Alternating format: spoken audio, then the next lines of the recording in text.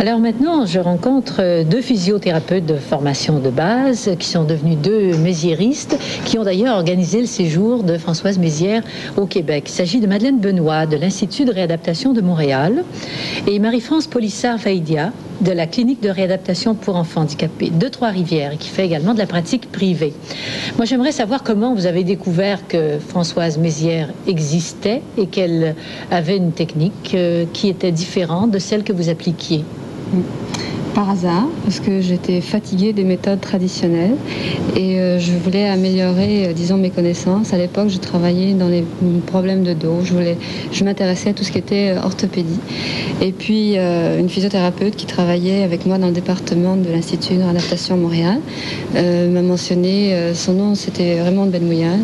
C'était une des premières élèves de Mademoiselle Mézières. Il se trouvait par hasard qu'elle me dit, tiens, je connais une méthode, mais tu sais, c'est difficile de t'expliquer. Si vraiment tu veux changer. Mais qu'est-ce qui vous lassait dans votre métier? C'est que les mêmes cas revenaient toujours. C'était des cas, disons, de lombalgie, dorsalgie, cervicalgie. Ça veut dire des maux de dos, ça? Des maux de dos, c'est ça, des maux de dos. Et puis, je trouvais qu'à un moment donné, on arrivait à un plateau, puis on n'avançait pas. Puis, j'avoue, j'étais déçue de ne pas pouvoir aider mon patient davantage. Et vous, Madeleine? Moi, c'est en arrivant à l'Institut de réadaptation de Montréal, où j'ai travaillé la première année. J'ai rencontré Marie-France et Raymond Benmouillane. Ah bon? Je les ai vus travailler. J'ai trouvé ça très intéressant, mais j'ai pas eu le temps vraiment de travailler dans les méthodes dites classiques. J'ai travaillé 8 mois en physiothérapie conventionnelle. Et puis ensuite, je suis tout de suite partie faire le cours parce que ça m'intéressait grandement en les regardant travailler. Alors, ça veut dire que c'est un changement d'orientation presque complet, si j'ai bien compris les données de Mme Mézières. Oui, parce que la base est différente. La philosophie surtout, la façon de penser. C'est quoi ça? Parce que, disons que habituellement, on pensait à traiter, si j'avais un genou à traiter, j'allais traiter le genou, je pensais pas nécessairement aller traiter tout l'ensemble. Peut-être que je regardais le pied un peu, la hanche, mais je pensais pas regarder le tout. Tandis qu'avec Mademoiselle Mézières, on est obligé de voir le corps humain tout d'un ensemble. Son exemple qui m'a frappé le plus, c'est l'exemple du petit pantin. Que si on tire sur une corde, bien, tout suit. Et puis, finalement, c'est comme ça qu'on est construit. Et comme thérapeute, on est vraiment beaucoup plus impliqué dans ce genre de traitement que dans un traitement conventionnel, où c'est tellement plus facile de donner un hot pack ou alors Un quoi? Un hot pack. Hot pack, c'est des applications de chaque jour. Bon. Et bien, ou alors mettre des ultrasons, ce que vous voulez. Là, c'est une machine, vous partez, puis ça y est, c'est fini. Je trouve qu'au point de vue personnellement, c'est tellement plus complet et c'est beaucoup plus enrichissant comme contact et comme résultat. Oui, parce que c'est plus long, oui. C'est très long, c'est très fatigant. C'est 1h30 à peu près? Oui, ça peut dépendre aussi. On n'a pas disons, un horaire fixe pour chaque patient. On essaye de s'en donner, mais quelquefois, ça varie selon le cas. Ça veut dire que vous avez abandonné tout ce qui était corset, parce que j'ai déjà vu un enfant dans un corset pour une lordose, justement, cette bosse du dos, là, et c'était terrible à voir. Alors, ça veut dire l'abandon de tout ce qui est appareil? Et disons que dans ma situation où je travaille, il y a beaucoup de gens qui ont des scolioses. Mademoiselle Mézières en a parlé dans ses conférences.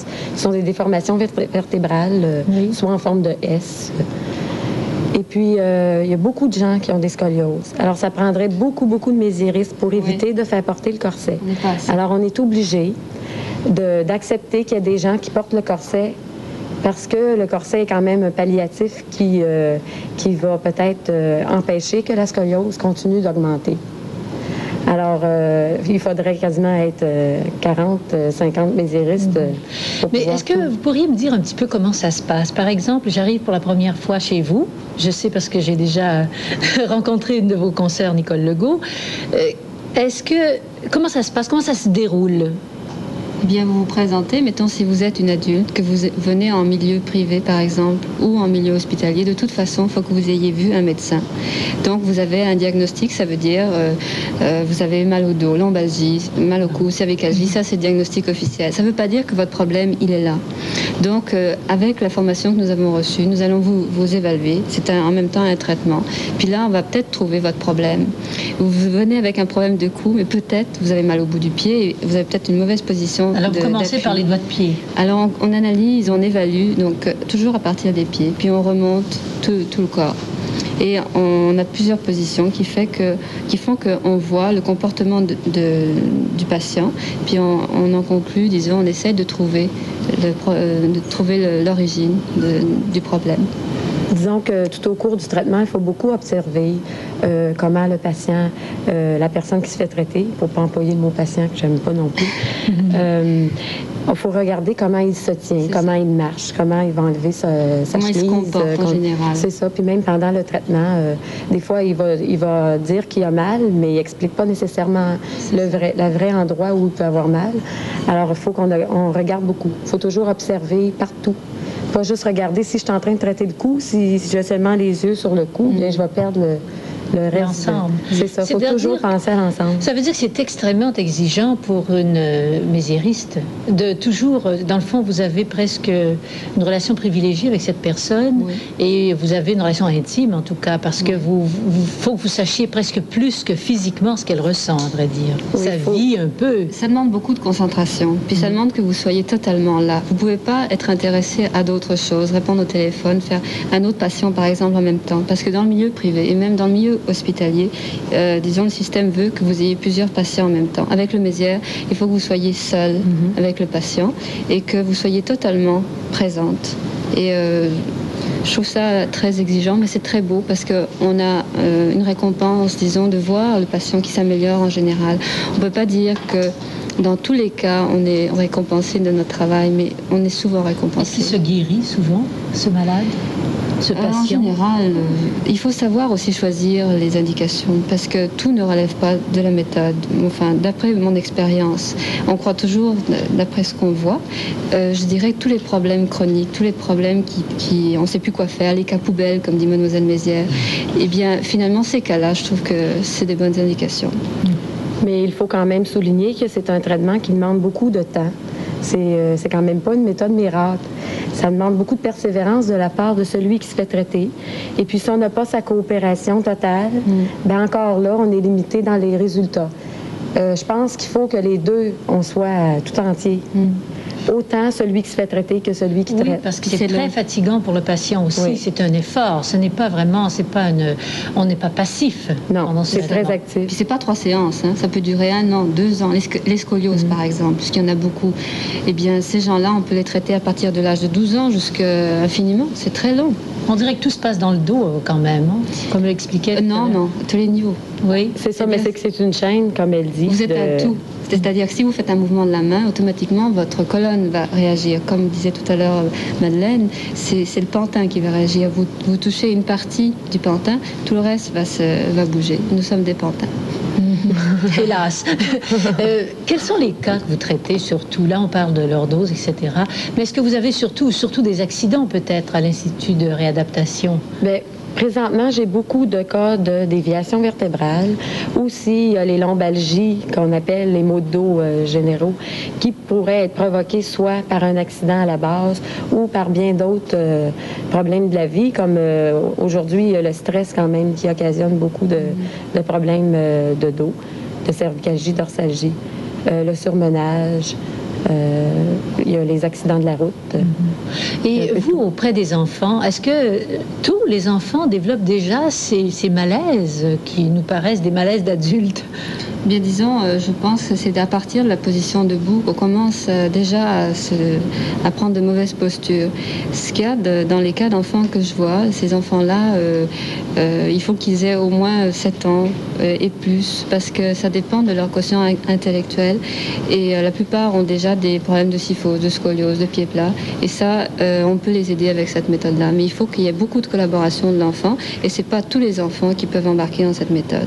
À compter de 7 ans, vous avez dit, de toute façon. En principe, mais vous pouvez avoir, mettons, un enfant de 10 ans qui ne collabore pas très bien. C'est mieux de ne pas le faire en Mézières. Et vous avez aussi dit qu'on ne se tient pas bien.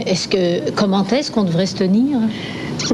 Voilà la question. Oui, mais oui, sur le plan pratique, là, on vous écoute, puis on a l'impression vraiment qu'on se tient tout croche. Et qu'on respire mal, enfin, qu'on est déformé. Je crois qu'à la base... il y a peut-être dans notre système occidental qu'on soit toujours assis sur des chaises. C'est peut-être pas une si bonne solution. Ou dans la voiture. Ou dans les automobiles, oui. C'est derrière un vraiment... bureau. Oui. Aussi, j'ai remarqué à l'école. À l'école, souvent, c'est les endroits où il y a les plus mauvaises chaises ou bureaux. Il me semble que quand on était à la petite école, quand il y avait des petits bureaux qui étaient faits inclinés, je pense que c'était plus naturel que le bureau soit fait dans ce plan-là que sur une table droite, parce qu'on était moins obligé de se pencher sur notre bureau. C'est vraiment difficile. Il faudrait peut-être commencer à penser à une éducation à se pencher, oui, par rapport à l'éducation en général. Écoutez, je sais qu'en France, Mme Mézières a eu maille à partir avec les médecins. La médecine traditionnelle ou la gymnastique classique s'est levée d'un seul bloc pour protester contre ces données. Est-ce qu'ici, il y a eu une réaction aussi négative? Jusqu'à date, disons que dans mon milieu, c'est très bien accepté. Mais les gens ne viennent pas assez vérifier pour voir qu'est-ce que c'est. Parce que je pense pas que le but de Mlle Mézières, ce soit de tout faire sauter. C'est ça, les gens peut-être qui comprennent pas vraiment. C'est d'aller chercher quelle est la meilleure façon d'apporter de bons résultats par rapport au plan physique. Alors, je pense que les gens qui voudraient être intéressés à cette méthode, qui voudraient savoir ce que c'est, il faudrait premièrement qu'ils viennent vérifier. Auprès d'une vraie mésiériste. C'est ça, et de voir, et aussi les résultats.